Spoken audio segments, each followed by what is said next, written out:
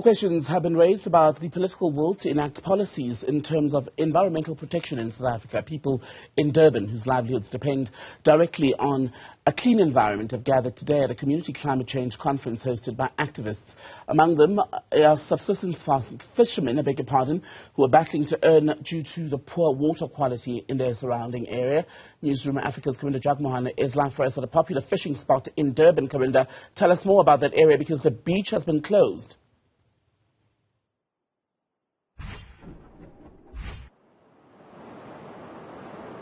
Indeed. So this is Blue Lagoon. It's a popular fishing spot, like you said, and usually in a day like this, you'll find a number of people here fishing. But because of high E. coli levels, this beach has been closed. Regardless, you'll still see some people fishing here. And we understand, and earlier at the conference, we learned that even though beaches have been closed, some subsistence farmers can't afford to travel long distances to areas where beaches are open and water quality is safe, and so they continue to fish here. Of course, there are dangers that go with that. Now, the city has been battling with the consequences of the April floods. Major infrastructure was destroyed, leading to sewage leaks. But those maintenance issues at pump stations were reported long before the April floods. And at the same time, the city is also battling with poor waste management. You'll see strewn across beaches are filth because of poor waste management on the sand and ultimately going into the water. My colleague Spongiseni Kubande will show you the state of this prominent beach here, which has been a tourism hotspot. You'll see on the sand filth here because of a lack of waste management in this area. And then when you look at the water itself, you'll see on the crest of waves brown sludge. That is the sewage that is flowing into this beach directly from the Umgeni River. We were here just yesterday further up the river reporting the sewage leaks that were there. This is raw sewage flowing out of stormwater drains.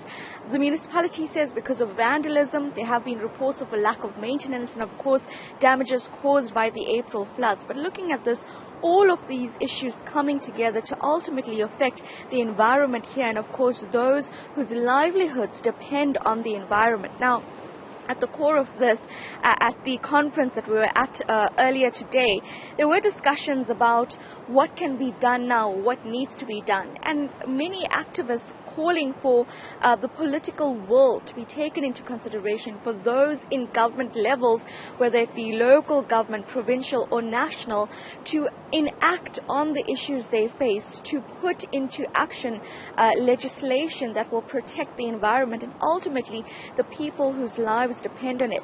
Earlier I spoke to an air quality researcher who belongs to the South Durban Community Environmental Alliance, Bongani Mthembu, who raised concern about the inaction by people in government to protect our beaches and explained what will happen if we don't take urgent action.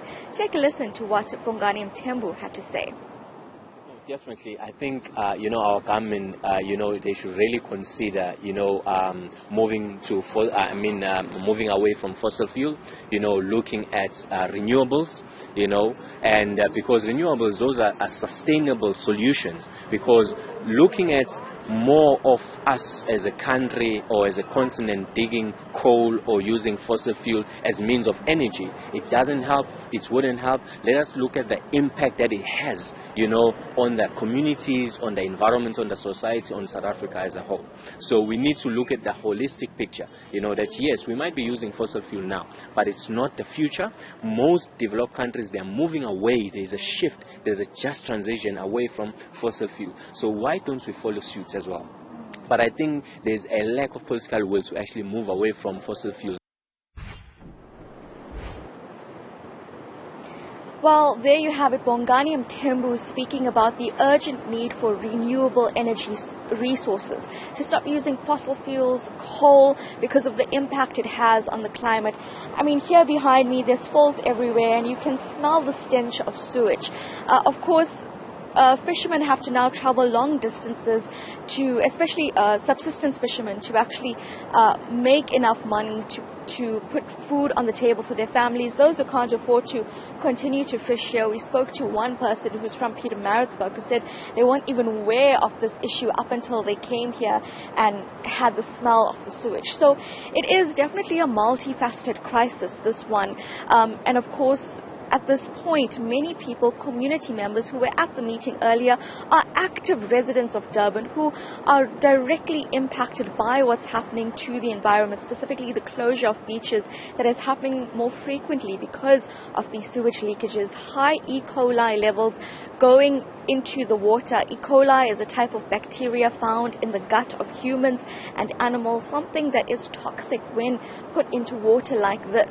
So it has been a major issue for people across Durban, and what is interesting now is that we're hearing more concerns about it. Even walking here, a person who was in the car next to us having a conversation about this. So definitely more concerns being raised about this issue. That's also happening in suburban areas where there are sewage leakages there and impacting households in those areas. So at this point, the eThekwini municipality says that at least 160 million rand is needed to fix the sanitation infrastructure across the city. This is money they don't have because just recently, National Treasury allocated 184 million rand to the city in terms of disaster relief funds. That's for the April floods. And of course, we know that the recovery cost of that is much more than the 184 million rand. So now we see an issue of funds as well, and who exactly should be responsible for handing down the funds needed to repair this entire situation.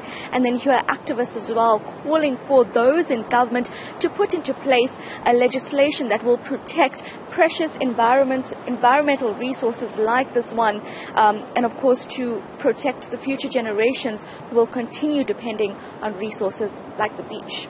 Karinda, Jagmohan, thank you very much for that update out of KZN in Durban, to be exact.